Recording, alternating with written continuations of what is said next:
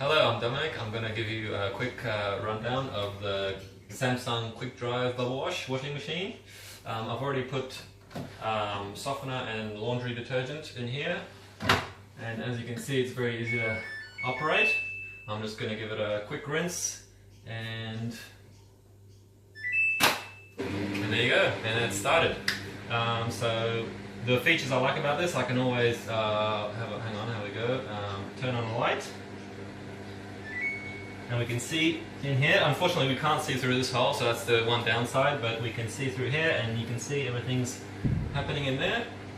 And I like this little door so that we can pause that, and as usual I've forgotten to put in my socks. So we can open that up, chuck that in there, start that again, and that's it. Generally, it's a very good washing machine. It's got a very big drum size, so our laundry time is very quick, very water efficient, as you can see. And overall, I'd give it a 4.5 stars. 4.5 stars out of 5.